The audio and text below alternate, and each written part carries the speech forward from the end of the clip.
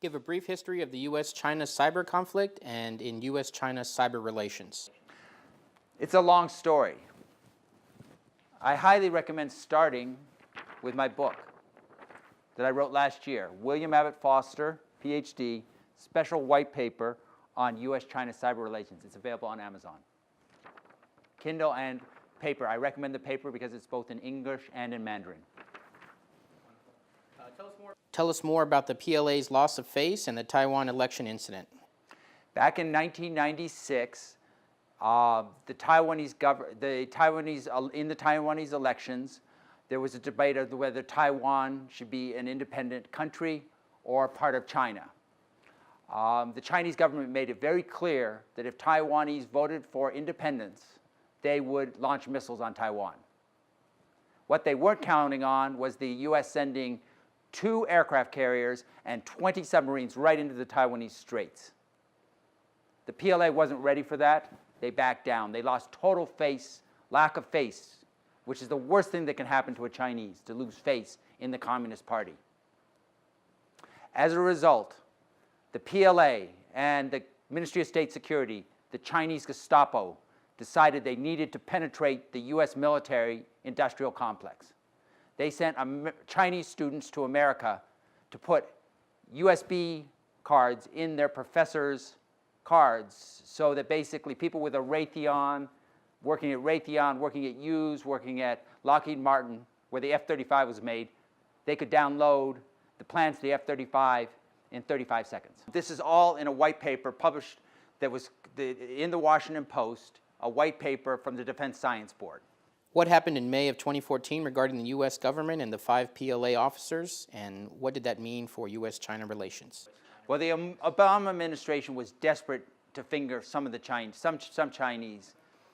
So they actually fingered 4 PLA officers, not Ministry of State Security. The Ministry of State Security was actually the one who was hacking into the F-35, all the technology. They didn't go after the Ministry of State Security. They went after PLA officers who knew nothing, who were just in their spare time hacking. Tell us more about the lessons of America positioning itself as the smiling tiger, limits of panda huggers, and dragon slayers. Well, I was sent by the U.S. military as a panda hugger. They thought that because I had worked for Congressman Walter Fauntroy, a lieutenant to Martin Luther King, and because I was a professor or a PhD student, I might be able to penetrate Chinese society much better than the typical military person, the Army intelligence who saw themselves as a dragon slayer. I argue that both metaphors are wrong. China in most respects a smiling tiger. Someone who smiles and is friendly, does not make them lose face, and yet if they make a mistake, they're dead. What about the lesson of U.S.-Russian nuclear deterrence relations on U.S.-China cyber relations? Senator McCain is right. The most important conflict the U.S. must face is Russia, Putin. What are we going to do about him? What are we going to do about the fact that if we launch a missile on Russia, the Chinese may have that missile go back and bomb New York City? What is the role of social media-driven analytics in U.S.-China cyber relations? Well, the real key thing is there are no one right answer to the question of what's going to happen in the war that's currently going on between China, Russia, Israel, and Persia, and Anonymous, and WikiLeaks. No, there's no one sure. There are potential scenarios. There are Bayesian statistics about which ones will go. So how do we generate those scenarios? That's really the question. One of the ways we've seen with Trump the power of social media. What we need to do is extract rules from that social media to program agent models so that we can generate scenarios and have a sense of what kinds of actions will result in world peace and which will result in worldwide destruction. What can we learn from deep Chinese culture, such as the role of secret societies and U.S.-China cyber relations? Have you ever seen Bruce Lee? Have you ever seen the movies up at the Tongs? To understand how the Chinese Ministry of State Security works, you need to understand that they are Shaolin Kung Fu monks and Tai Chi masters. They're Taoist. The Shaolin monks are Buddhists. The Tai Chi masters are Taoists. They hate each other, and yet they have created something that is far more dangerous than Putin.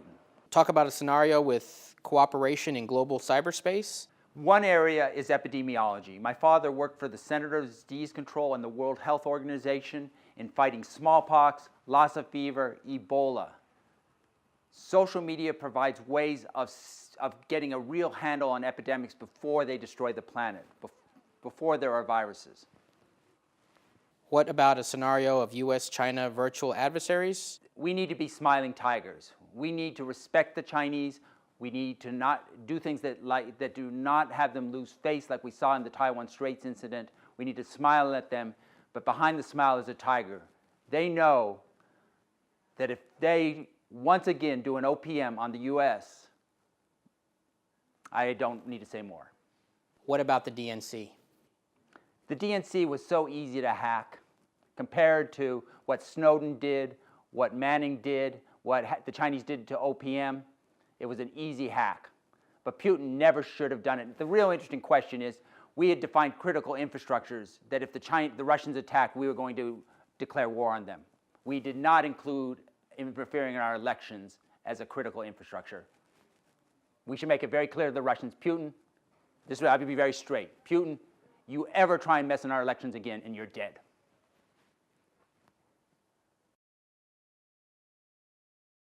Of course he did. The government wiretaps all of us, not only in the United States, but worldwide. Kaplan, in his book, Dark Territory, The Secret History of Cyber War, devotes the last chapter to what he calls the haystack.